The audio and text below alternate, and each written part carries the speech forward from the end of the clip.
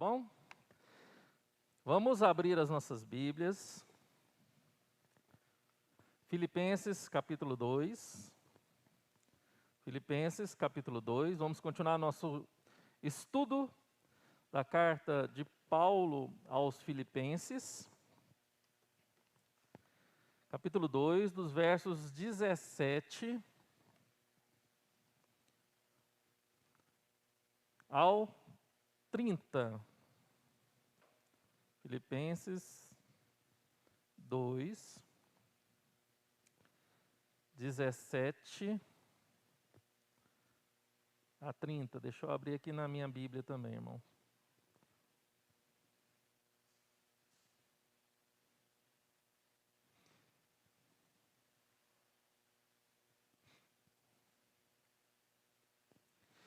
Irmãos, nós estamos com esse propósito de aprender sobre Filipenses, né? A denominada Carta da Alegria. Mesmo Paulo estando preso, né, ele demonstra muita alegria, satisfação e contentamento com Cristo em sua vida e com a obra de Deus. É um exemplo para nós, igreja contemporânea, que temos também as nossas adversidades, as nossas dificuldades, ter alegria e contentamento em meio a tantas coisas que nós sofremos, passamos, estamos passando e iremos passar. Amém? Vamos ficar de pé, vamos ler. Carta de Filipenses, capítulo 2, versos 17 a 30. Assim está escrito: Entretanto, mesmo que seja eu oferecido por libação sobre o sacrifício e serviço da vossa fé, alegro-me e com todos vós, e me congratulo, assim vós também, pela mesma razão. Alegrai-vos e congratulai-vos comigo. Espero, porém, no Senhor Jesus, mandar-vos Timóteo o mais breve possível, a fim de que eu me sinta animado também, tendo conhecimento da vossa situação, porque a ninguém tenho de igual sentimento que sinceramente cuide dos vossos interesses, pois todos eles buscam o que é seu próprio, não o que é de Cristo Jesus. E conheceis o seu caráter provado, pois serviu o Evangelho junto comigo, como filho ao Pai. Este, com efeito, é quem espero enviar, tão logo tenha eu visto a minha situação. E estou persuadido no Senhor, de que também eu mesmo brevemente irei. Julguei, todavia, necessário mandar até vós Epafrodito, por um lado, meu irmão, cooperador e companheiro de lutas, e por outro, vosso mensageiro e vosso auxiliar nas minhas necessidades, visto que ele tinha saudade de todos vós e estava angustiado, porque ouvistes que adoeceu. Com efeito, adoeceu mortalmente. Deus, porém, se compadeceu dele, e não somente dele, mas também de mim, para que eu não tivesse tristeza sobre tristeza. Por isso, tanto mais me apresso em mandá-lo, para que, vendo-o novamente, vos alegreis, e eu tenha menos tristeza. Recebei-o, pois, no Senhor com toda a alegria, e honrai sempre a homens como esse, visto que, por causa da obra de Cristo, chegou ele às portas da morte, e se dispôs a dar a própria vida, para suprir a vossa carência de socorro para comigo. Amém. Oremos, irmãos. Pai, obrigado pela tua palavra. Fale aos nossos corações, ministra através desse estudo, em nome do Senhor Jesus Cristo. Amém. Pode sentar, igreja. Irmãos, no primeiro capítulo da carta de Paulo aos Filipenses, nós estudamos sobre a supremacia de Cristo. O quanto Jesus, ele tem que ter essa supremacia em nossas vidas. O quanto nós damos prioridade ao reino de Cristo em nossos corações. Então, agora o capítulo 2 da carta de Paulo aos Filipenses, Paulo agora convoca a olharmos para o outro. Se você observar bem, abra sua Bíblia em Filipenses 1, 21. Filipenses 1, 21. Filipenses 1, 21 está assim. Portanto, para mim o viver é Cristo e o morrer é lucro. Paulo fala, volte os seus olhos para Cristo. Olhe para Cristo. Vive Cristo, assim como eu. Porque para mim o morrer, o viver é Cristo e o morrer é lucro. Então, Paulo volta ao foco da igreja de Filipenses para a supremacia de Cristo. Olha agora, se o capítulo 1 fala da supremacia de Cristo, fala para a gente viver Cristo, dá prioridade a Cristo, olha o foco do capítulo 2. Olha que interessante. Capítulo 2, verso 21. 1, 21 que nós lemos, 2, 21. 2, 21.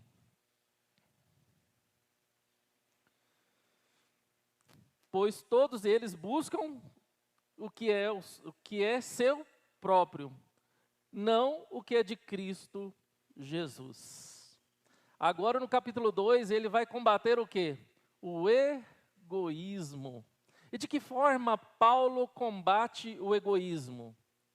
Ele combate o egoísmo mostrando na pessoa de Cristo, mostrando na pessoa de si próprio, mostrando na pessoa de Timóteo, mostrando na pessoa de Epafrodito o verdadeiro sentido da vida, além de amar a Deus sobre todas as coisas, é amar ao próximo como a nós mesmos. E nós passamos pelo capítulo 2 e aprendemos, através da pessoa de Cristo, essa abnegação de nós mesmos. Olhamos para Cristo Jesus. Depois nós falamos da pessoa de Paulo, Paulo como prisioneiro de Cristo. Aquele que se entregou a Cristo totalmente, sem medo, sem reservas. E aí a gente falou que Paulo, ele era um homem pronto a morrer pela causa do Evangelho.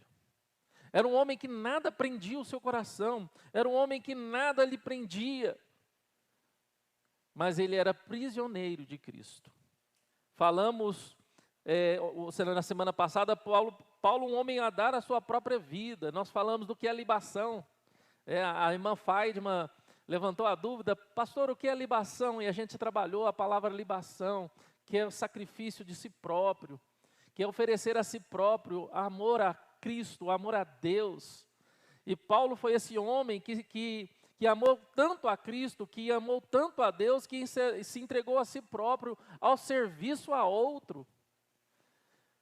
Ao serviço a outro. Irmãos, a vida só faz sentido.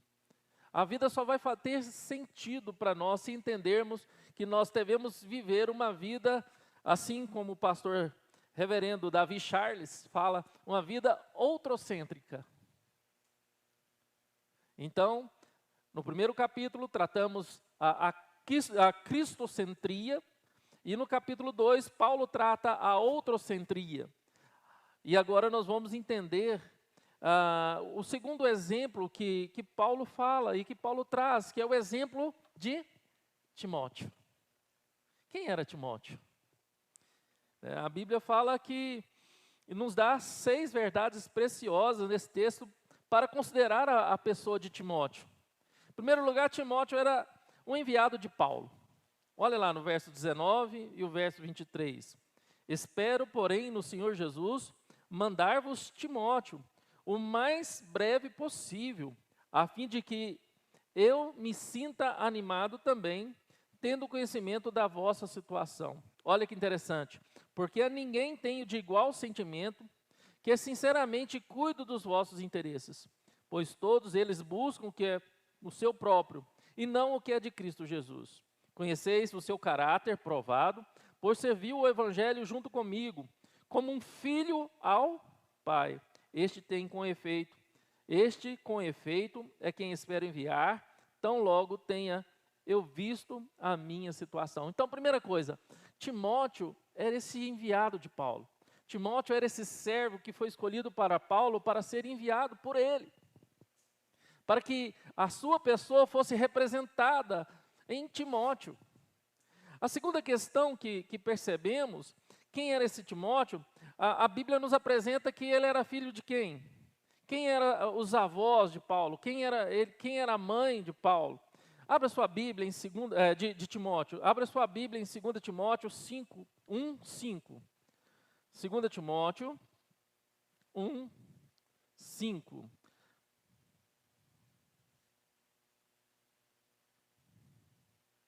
Nós estamos numa sala de escola bíblica dominical. A partir de fevereiro, a sala dos homens vai voltar, tá bom, irmãos? Fevereiro, a sala dos homens volta, se Deus quiser e se permitir. 1, 5, vamos lá, vamos ler vocês. Pela recordação que guardo da tua fé, sem fingimento, a mesma que primeiramente habitou em sua avó, Lóide, e em sua mãe, Eunice, e estou certo de que também em ti. Então, Paulo conhecia tanto a avó de Timóteo, quanto também a sua mãe, e o que chamava a atenção de Paulo era a sua fé. Era a fé que a avó dele, Lóide, tinha, a fé que Eunice tinha, e também era comprovado na vida de Timóteo. Irmãos, que interessante isso, que aplicação boa nós temos agora para amanhã. Sermos conhecidos pela fé que nós temos. Eu sempre falo, quando tenho oportunidade em velório, muitas vezes as pessoas elas se preocupam com herança. Muitas vezes as pessoas, famílias brigam por causa de herança, por bens deixados, né? E quantos homens não deixaram herança, ou talvez deixaram herança, mas também deixaram um legado de fé, um legado de fé em Deus, de fé em Jesus Cristo. Um legado que os seus descendentes vão olhar para trás e falar: oh, a minha mãe foi uma mulher de fé, o meu pai foi um homem de fé, o meu avô, a minha avó foi uma mulher de fé. E o seu legado de fé servir de exemplo para gerações e mais gerações futuras, como foi o legado de Lóide para sua filha Eunice, como foi o legado de Eunice para com seu filho Timóteo, que agora estava servindo a Paulo. Que interessante, irmãos. Quando nós vivemos a fé, quando nós preocupamos a deixar um legado de fé e não apenas uma herança para os nossos filhos. Porque a nossa preocupação como pai é plausível, eu sei. A gente quer deixar alguma coisa para os nossos filhos. A gente quer deixar um futuro, construir um futuro para os nossos filhos. A preocupação de muitos pais são essa: eu tenho que preparar o futuro dos meus filhos. Eu tenho que deixar alguma coisa para eles. Mas eu sei que, juntamente com essa preocupação, existe uma preocupação maior que nós devemos deixar para os nossos filhos, que é um legado de fé, que é um legado de amor, de esperança. É um legado que você vai mostrar para o seu filho, para a sua filha, para os seus netos, que a maior riqueza não está naquilo que as suas mãos podem conquistar, mas que a maior riqueza é aquilo que é imperecível, que a traça e nem a ferrugem corrói. É aquilo que nós podemos acumular pela eternidade afora. E mostrar que o nosso coração não precisa ficar preso nessas coisas. E que podemos ser libertos dessas coisas. Para viver uma vida totalmente para Cristo. Sabendo que as provisões de Deus é fruto da graça de Deus para que a gente venha viver e compartilhá-la nessa vida. Que maravilha, irmãos. Que coisa abençoada a gente vê na igreja valores de fé sendo passados para gerações futuras. Valores de fé sendo passados para gerações futuras. A gente vê irmãos que dedicam ao louvor, que os seus valores de fé foram passados para os seus filhos, que viraram louvoristas na igreja. Irmãos que dedicaram na igreja uma vida, os seus filhos continuem também no mesmo legado de fé, os seus netos. Que maravilha isso, irmãos. Vemos isso através da vida de Lóide, através da vida de Eunice, no seu filho Timóteo, que servia a Paulo. E a gente sabe, irmãos, que servir a Deus é um desafio. Servir a Deus é de fato uma abnegação. Porque não é fácil, irmãos, porque quando a gente se entrega no serviço a Deus, o inferno se levanta. Você vai enfrentar o inferno, porque ele não quer que você sirva a Deus. O diabo não quer que você sirva a Deus, ele não quer que você seja um louvorista, que você ajude no departamento infantil, que você se doe na igreja. Porque quanto mais você servir na igreja, mais o reino de Deus vai progredir. E o diabo quer que o reino de Deus progrida? Não, ele quer parar a progressão do reino de Deus. Ele quer parar que a igreja pare de caminhar. E para isso ele vai se levantar, vai usar a sua própria carne, vai usar pessoas, vai usar o sistema. Ele vai usar de todas as armas possíveis para fazer você desistir, para fazer você desanimar. Vai usar de todas as armas possíveis. Mas você tem que, de fato, olhar para Cristo. E nesta construção de um legado, você fala, eu não posso desistir. Estava conversando com um missionário, até fiz uma live com ele na sexta-feira, o Mateus, o Tim, e ele tem passado por muita dificuldade. Ele teve no coração um desejo de abrir uma casa de apoio a missionários em Criciúma. E foi com a cara e com a coragem, através de uma parcerias aqui, outra ali, e ele sempre escuta da sua esposa, ele escuta, não, desiste disso. E ele sempre fala, a minha opção não é desistir, eu não tenho opção, eu tenho que continuar, apesar das dificuldades, eu tenho que continuar.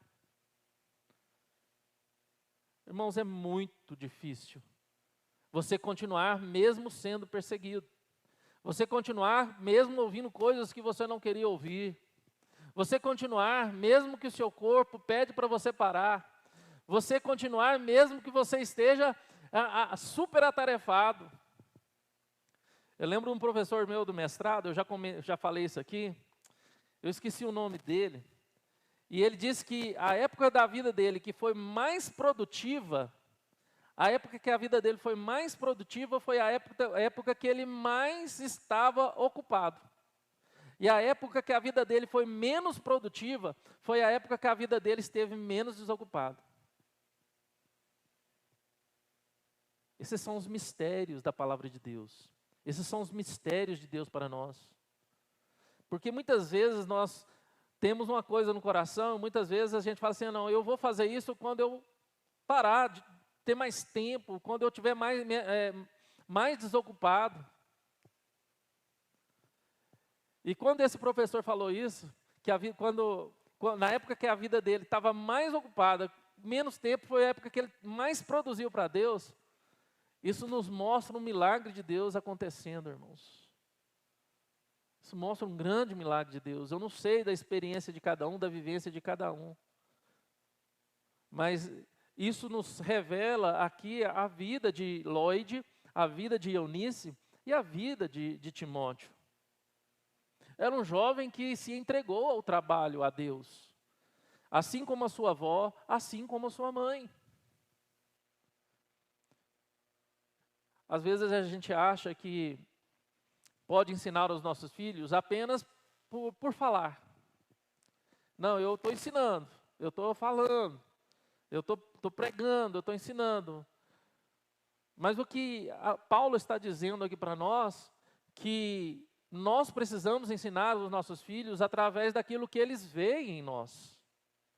O que os seus filhos têm visto em você?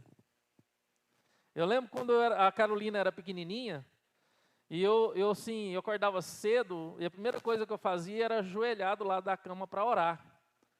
E um dia, não sei porquê, a Carolina viu ajoelhado, orando do lado da cama, e ela foi, desceu da cama e ajoelhou do meu lado, no jeitinho que eu estava. Isso mostra claramente que os nossos filhos precisam, de fato, aprender a amar a Deus através do nosso amor, daquilo que nós fazemos a Deus, através das nossas atitudes. Porque eles vão copiar as suas atitudes. Desde pequenos, nossos filhos copiam a nossa atitude. Os nossos filhos refletem lá fora aquilo que eles vivem dentro de casa. A Cássia me compartilhou uma situação há um mês atrás e pediu para a gente estar orando por uma criança que, de uma hora para outra, na sala de aula, ficou muito agressiva e desinteressada. A criança se transformou. E aí a gente começou a orar por essa criança. A Cássia chamou como psicopedagoga, ela chamou essa criança, conversou, e essa criança compartilhou agressões que a mãe sofria por parte do pai em casa. Ela via constantemente o pai bater na mãe. E a Cássia, o que eu faço? O que eu vou fazer numa situação dessa? Aí a mãe veio um dia toda machucada, e a Cássia abraçou essa mulher e começou a orar por ela, ela começou a chorar. A Cássia simplesmente abraçou e orou, e disse para ela, olha, Deus tem visto a sua dor. Deus tem visto o seu sofrimento. E na semana passada a Cássia disse que aquela mulher chegou nela e falou, olha, aquela oração e aquele abraço foi tudo o que eu precisava naquele dia. Porque naquele dia foi o dia que eu sentei com o meu esposo. E não só o seu aluno aqui, o nome dele, mas também os outros dois estavam se transformando. E eu falei para ele, olha, se você continuar assim, nós vamos perder a nossa casa e a nossa família. Você precisa mudar. E diz que daquele homem, naquele momento, ele se arrependeu do que ele fazia e pediu perdão para ela. E já tem 2 semanas que a família vive bem e que ele não agride aquela mulher. A criança mudou na sala de aula, desse dia para cá. Isso mostra claramente, irmãos, que os nossos filhos, eles refletem lá fora muito daquilo que eles vivem ou veem em nós. Vivem ou veem em nós. E assim como o legado de Lloyd, assim como o legado de Eunice ficou para Timóteo, assim também ficou para nós hoje, as gerações futuras, que olhamos para esse texto bíblico e vemos Paulo, o apóstolo do Senhor Jesus Cristo, falar de um jovem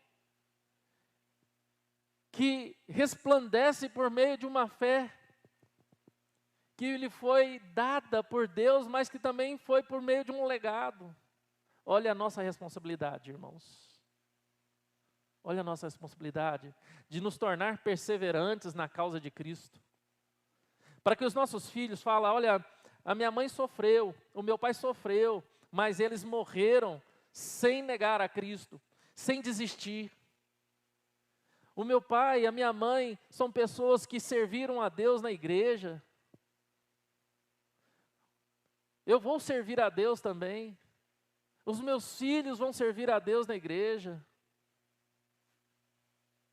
E é um desafio para todo cristão, irmãos, ser um agente ativo na obra e na causa de Cristo. Seja na sua casa, na sua vizinhança, seja no amor conjugal, onde o marido serve a esposa e a esposa serve o marido, onde os pais sirvam os filhos e onde os filhos sirvam os pais. É isso que Paulo está mostrando aqui para nós, irmãos. Numa contemporaneidade, numa geração onde todos querem ser servidos e servido com rapidez, não é assim? Todos querem mandar, todos querem ser servidos e servido com rapidez. Agora a Bíblia fala, não. Você vai servir com gratidão. Você vai servir o outro. E isso é o significado de um casamento, de um relacionamento, onde um serve o outro. E se seu filho vê você servindo o seu marido, vê você, marido, servindo a sua esposa, ele vai querer te servir também. O que o seu filho não pode ver em casa é um querer mandar no outro. Isso eu já falei uma vez, eu lembro aqui. Fui fazer um casamento lá na igreja presbiteriana de Anápolis, na igreja central. E geralmente, quando os noivos falam que quer ler o seu compromisso, aí eu falo para eles assim, não, então vamos ver o que você vai falar lá na frente, né? E esse casal, por ser muito de confiança, eu falei, não, deixa eles fazer os votos escritos e ler lá na frente, vai ser de boa, né? E tá bom, na hora da cerimônia, aí ele vai ler o voto. Ele vai ler o voto dele. Aí ele fala, aí ele já começa assim, e depois de um certo tempo ele fala assim, e eu não estou casando para ser feliz. Aí o que esse homem vai falar? Eu não estou casando para ser feliz. Aí ele parou um pouquinho, todo mundo ficou assim esperando o que ele ia falar, mas estou casando para fazer você feliz. E falou o nome dela, né? Porque se eu fazer você feliz, com certeza serei feliz. Esse é o princípio que Paulo nos traz aqui através do legado que nós vamos deixar para os nossos filhos. Quando ele está trabalhando contra o egoísmo. Porque o egoísmo é isso, eu quero ser feliz, eu vou ser feliz, estou casando para ser feliz. E se o casamento não está bem, não me deixa feliz, eu vou procurar outro casamento. Se meu trabalho não me está fazendo feliz, eu vou procurar outro trabalho. E nós vivemos uma geração da fuga, onde as pessoas fogem sem enfrentar. Pessoas que vivem a vida toda achando que tem que ser feliz no casamento e que o outro tem que fazer ela feliz. E vivem uma vida frustrada, até mesmo dentro da igreja. Pessoas que estão infelizes na igreja porque acham que a igreja não está mais satisfazendo a ela. A igreja não está mais trazendo felicidade para ela. Os irmãos não estão mais conseguindo trazer satisfação e felicidade para ele. E o que Paulo está falando aqui através de Lloyd, de Eunice e de Timóteo, é que nós somos felizes quando nós servimos ao outro, quando queremos fazer o outro feliz. Quando o ministério de louvor vê que, além de louvar a Deus, está prestando um serviço também para a comunidade, para que o outro também louve a Deus com alegria no coração, e assim nós somos um corpo vivo, irmãos. Abri um pequeno parênteses, virou um parentão, né? Mas eu não poderia deixar de dizer sobre isso, irmãos. Porque a gente vê muita gente frustrada no casamento, no trabalho. Vê muita gente frustrada dentro da igreja, porque está buscando a felicidade. Com egoísmo. Eu preciso ser feliz no casamento. Eu preciso ser feliz no trabalho. Eu preciso ser feliz na igreja. Sendo que a palavra deveria ser, eu preciso fazer pessoas felizes no meu trabalho. Eu preciso servir. Eu preciso fazer pessoas felizes na igreja. Eu preciso fazer o meu cônjuge ser uma pessoa feliz. Eu preciso fazer meu cônjuge ser feliz no casamento. Aí as coisas mudam, irmãos. As coisas vão mudar completamente. Porque aí o eu para de ter primazia, né? O que eu quero, o que eu gosto, para que ser o que ele gosta, o que ele quer. E assim, irmãos, é aquela pequena frase que a gente vê em certos carros que eu tenho vontade de botar no meu carro, atrás um adesivinho, né? Gentileza gera gentileza. O que a gente mais vê no trânsito hoje é gente que não é gentil, né? Você está saindo do estacionamento, o cara podia parar para você sair de boa, o cara vê que você está saindo, já entra na frente. A gente não vê gentileza nenhuma no trânsito mais. Mas o que eu quero dizer com essa ilustração, irmãos, que amor gera amor. Serviço gera serviço. E alegria, felicidade gera alegria e felicidade. É isso que Paulo está falando através do legado de Lloyd e Eunice para o seu neto e filho Timóteo.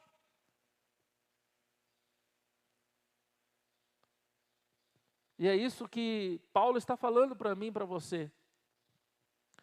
Mas Paulo também vê em Timóteo o seu filho na fé. Vamos abrir para a gente terminar? 1 Timóteo 1, 2. 1 Timóteo, capítulo 1. Eu gosto de trabalhar devagarzinho, irmãos, e abrindo esses parênteses, porque tem tanta riqueza, certas coisas na Bíblia, tem tanta riqueza para a gente, que a gente, ao invés de ficar passando rápido, a gente pode ir devagarzinho, se olhando para a Bíblia e falando, nossa, que maravilha isso aqui. A gente desfrutar, deleitar como favo de mel as coisas que a Bíblia vai nos dando, a palavra de Deus. Então vamos lá, 1 Timóteo 1, 2. Então, vamos lá, o que Paulo fala? Olha aí. Vou ler o 1 e o 2 do 1 Timóteo 1. Paulo, apóstolo de Cristo Jesus, pelo mandato de Deus, nosso Salvador e de Cristo Jesus, nossa herança a Timóteo, verdadeiro filho na fé, graça, misericórdia e paz da parte de Deus Pai e de Cristo Jesus, nosso Senhor. Olha o que ele fala, verdadeiro filho na fé. Sabe qual que é a verdade que Paulo traz para nós aqui, irmãos, essa manhã? Que nós precisamos ter filhos na fé, que nós precisamos gerar filhos. Você já parou para pensar quantos filhos na fé você já gerou? Eu sei que a irmã Uda está aqui, eu sei da história dela, eu sei que ela tem. Se pai Abraão tem muitos filhos, a mãe Uda, fora o Marcelo, os filhos genéticos, a mãe Uda tem muitos filhos também, né? A gente canta, pai Abraão tem muitos filhos, né? A mãe Uda também tem, né? Então, assim, e nós? Quantos filhos na fé você gerou? Nessa live que eu fiz sexta-feira com esse missionário, ele me fez uma pergunta quando estava terminando a live, e ele falou assim, pastor Camilo, qual é a estratégia do Senhor e da liderança da quarta igreja? Qual que é a estratégia para alcançar mais gente? Qual que é a estratégia? Eu virei para ele, sabe, Sérgio, a gente que é desse mundo, já foi desse mundo corporativo, assim como você é. Eu falei, olha, Mateus, o que eu mais fiz na vida, lá fora, foi lidar e fazer estratégias. Quando eu fui supervisor de vendas da Coca-Cola, a gente trabalhou muito essas questões. Quando trabalhei na Brasil Telecom, quando eu fiz cursos e mais cursos de vendas, até mesmo sobre marketing, de estratégia de venda, fechamento de venda, o que eu mais encharquei a minha vida até hoje foi com estratégias. Mas quando a gente lida com a igreja, eu creio que a melhor estratégia é aquela que o próprio Deus deu para nós. Lá em Mateus 28, nos últimos versículos, que Jesus olha para os seus discípulos e fala o quê? Ide por todo mundo e fazei discípulos. O que Jesus estava falando? Ide e fazei filhos. Porque discípulo, ela tem uma variante na palavra grega que arremete à palavra hebraica ruperetes. Aquele que tem na canela o pó das sandálias de seu mestre. Ou aquele filho que vai fazer uma viagem com o pai e ele fica seguindo as pegadas do pai.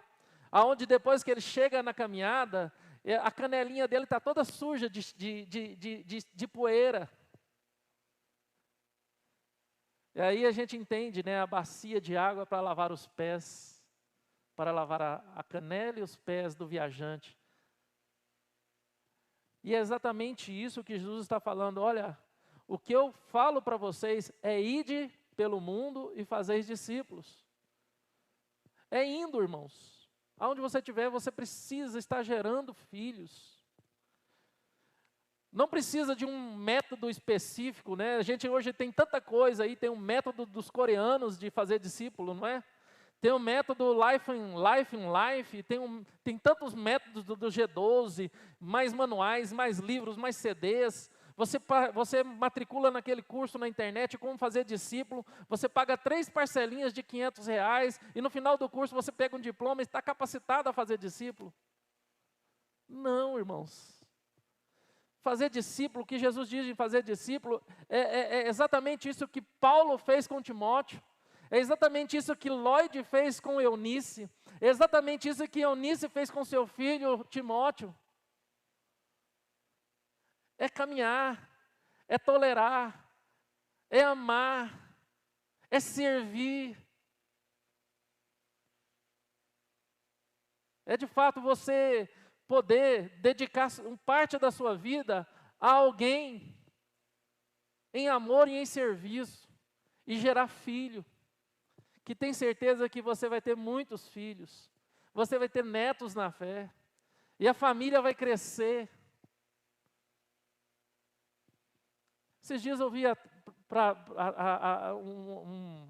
não sei quem falou, se foi no culto de ação de graças, de uma família que tem filhos, mas tem um filho que adequou a família como se fosse filho genético.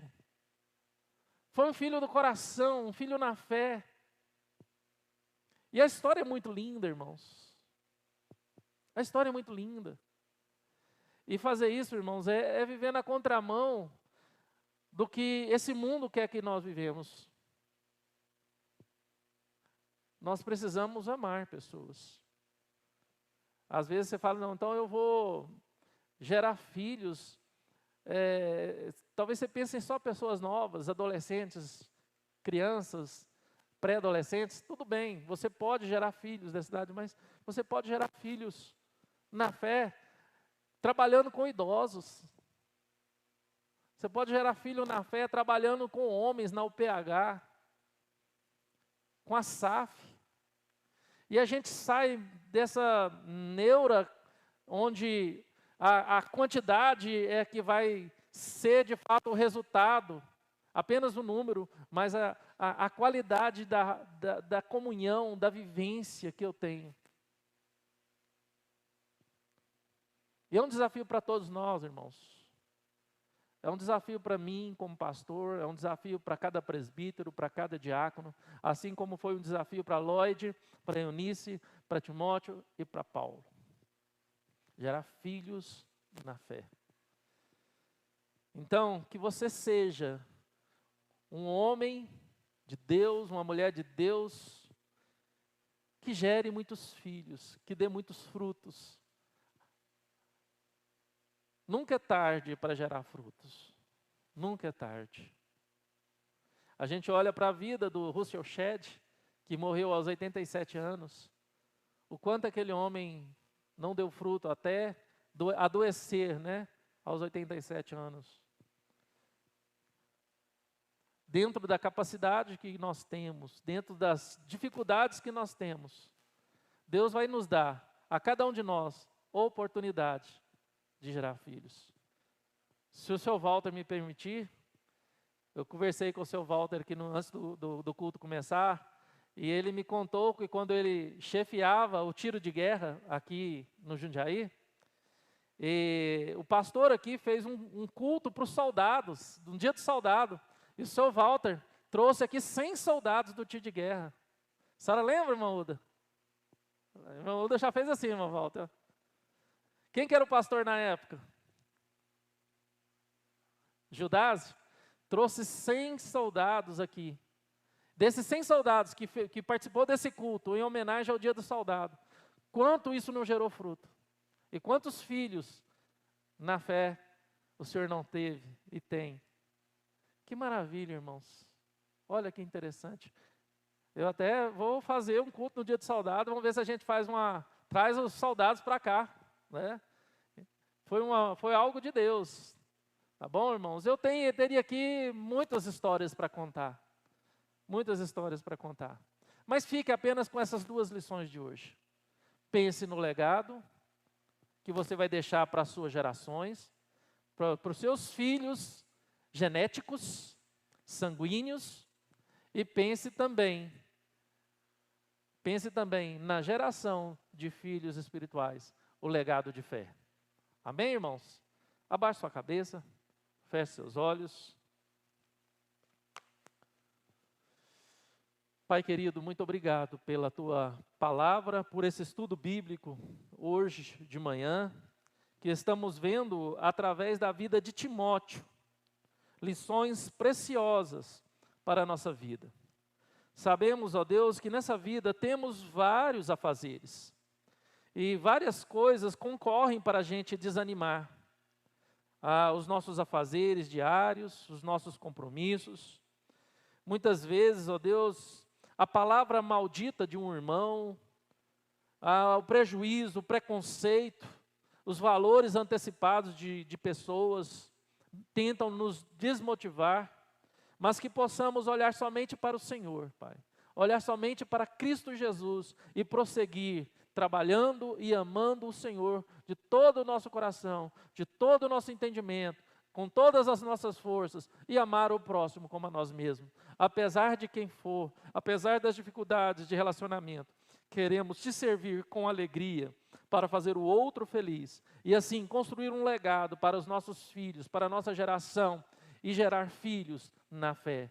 Ó Senhor Deus, nos ajude, em nome do Senhor Jesus Cristo. Amém, amém, amém. Irmãos, Deus abençoe. Sérgio, eu ouvi uma coisa de jovens essa semana, só para terminar. Eu estou questionando alguns jovens sobre vocação pastoral para mandar para o seminário. Nós precisamos ter vocação pastoral. E os jovens estão falando assim, não, eu quero ser presbítero como o Sérgio. Não, quero ser pastor, quero ser presbítero como o Sérgio. Eu fiquei impressionado. Que, tá vendo? Você está sendo espelho aí. Deus abençoe, irmãos. Abraço, fica com Deus.